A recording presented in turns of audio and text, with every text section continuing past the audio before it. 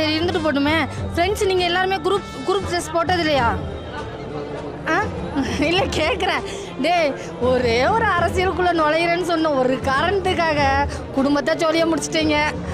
ஆகிய மொத்தம் எல்லாத்தையும் முடிச்சிட்டீங்க. நீங்கள் என்ன முடித்தாலும் அவர் கண்டுக்க போகிறது கிடையாது. நம்ம தான் வெட்டியாக பேசிகிட்டு இருக்கணும்னு நினைக்கிறேன். எல்லாருக்கும் ஒரு விஷயந்தான் சொல்கிறேன்.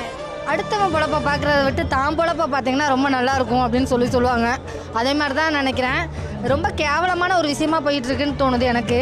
என்னோடய கேள்வி என்னென்னா, மீடியாக்கள் எல்லாருமே இந்த மாதிரி ஒரு விஷயத்த கேட்குறீங்களா?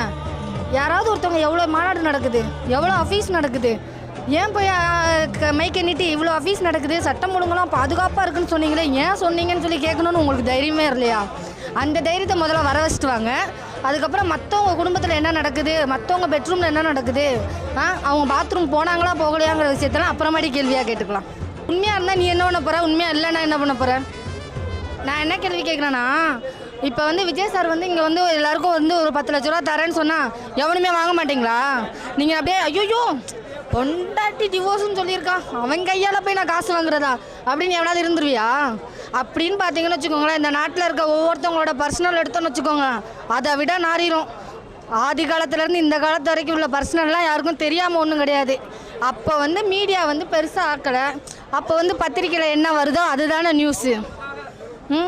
ஏங்க இவ்வளோ பேசுகிற நீங்கள் 2 வயசு குழந்தைய அபியூஸ் பண்ணியிருக்காங்க, அதை பற்றி கேள்வி கேட்கணும். அதுக்கு என்ன நடவடிக்கை எடுத்திருக்காங்க, இதுக்கப்புறம் அபியூஸ் நடக்கவே கூடாதுன்னு என்ன பண்ணியிருக்காங்கன்னு கூட கேட்கணுன்னு உங்களுக்கு யாருக்கும் தோணல. ஒட்டஞ்சத்திரத்தில் ஒரு ஆண் சினிமாவில் கூட அந்த அளவுக்கு கொலை பண்ணிடுறதை நம்ம பார்த்துருக்க மாட்டோம். அவ்வளோ மோசமாக ஒருத்தன் கொலை பண்ணி போட்டிருக்காங்க.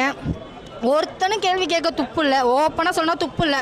எவன் பொண்டாட்டி எவனோட போனான், எவன் எங்கே கூட்டிகிட்டு ஓடினான், அவன் எவன் பெட்ரூம்குள்ளே ரூம் போட்டான், இந்த மாதிரி கேட்குறது தான் மீடியாவா? என்னோட கேள்வி இதுதான்.